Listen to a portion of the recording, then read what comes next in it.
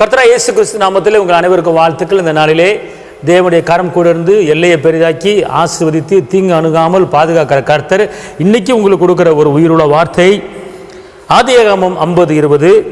நீங்கள் எனக்கு தீமை செய்ய நினைத்தீர்கள், தேவனோ அதை நன்மையாக முடிவு பண்ணினார்.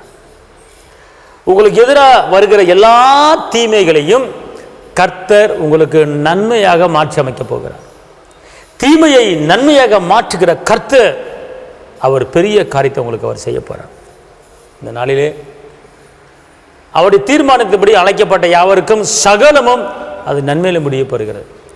இங்கே உங்கள் குடும்பத்தில் ஒரு சில காரியங்கள் தீமையில் இருக்கிறதா, பலவீனம் என்கிற தீமை இருக்கிறதா, சுகம் என்கிற நன்மை முடிய போகிறது. கடன் பிரச்சனை என்கிற தீமை இருக்கிறதா, கடனை அடைக்கிற ஒரு நன்மை உண்டாக போகிறது. நிந்தை அவமானம் என்கிற ஒரு தீமை இருக்கிறதா, சாம்பலுக்கு பதிலாக சிங்கரத்தை கொடுக்க ஒரு அவமானத்திலிருந்து ஒரு விடுதலை கொடுக்க போகிறார். அப்படிப்பட்ட நன்மை உங்களை தேடி வரப்போகிறது. உங்கள் துக்கத்துக்கு பதிலாக சந்தோஷம், உங்கள் நெருக்கத்துக்கு பதிலாக ஒரு பெருக்கம். பார்த்தீங்களா, அவர் சொல்கிறாரு, என்னென்ன தீமைகள் உங்கள் வீட்டில் இருக்கோ அதை போகிற நன்மையை மாற்ற போகிறேன்.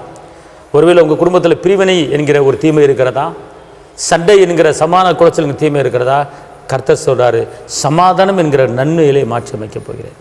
அவர் சமாதான காரணர். உங்களுக்கு அவர் சமாதானத்தை கொடுத்து உங்கள் வாழ்க்கையை உயர்த்த போகிறார், உங்களை அற்புதமாக நடத்த போகிறார். அதனால் இன்றைக்கி உங்கள் குடும்பத்தில் என்னென்ன தீமைகள் இருக்கிறதோ அத்தனை தீமைகளையும் கர்த்தர் நன்மையாக மாற்ற போகிறார். தைரியமாக இருங்க, நான் உங்களுக்கு ஜெபிக்கிறேன். தகப்பனே இயேசுவே, தீமையை நன்மையாக மாற்றுகிற கர்த்தாவே, ஒவ்வொரு குடும்பத்தில் எந்தெந்த காரியங்கள் தீமையாக இருக்கிறதோ அதையெல்லாம் நன்மையாக மாற்றி உங்களுடைய பிள்ளைகளுக்கு நீங்கள் அற்புதம் செய்யப்பா.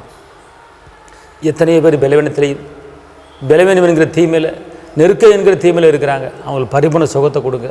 வாழ்ந்திருக்க முடியும், உயர்ந்திருக்க முடியும், செழித்திருக்க முடியும், பெருக முடியும். மேலான காரியங்களை செய்ய இதுவரை நடத்தினவர் இன்னமும் நடத்தப்படுறதுக்கு நமக்கு ஸ்தோத்திரம். தேவ கிருபை கூட இருப்பதாக இயேசுவின் நாமத்தில் பிதாவே, ஆமென். கர்த்தர் உங்களை ஆசீர்வதிப்பார். கலங்காதிருங்கள். தீமையை நன்மையை மாற்றுகிற இன்றைக்கி எந்தெந்த காரியம் உங்களுக்கு தீமையாக இருக்கோ அதுபோல் இன்றைக்கி நன்மையிலே முடிய போகிறது. விசுவாசமாக இருங்க, நம்பிக்கையாக இருங்க. பெரிய காரியத்தை கர்த்தர் செய்வார். ஹல்லேலூயா.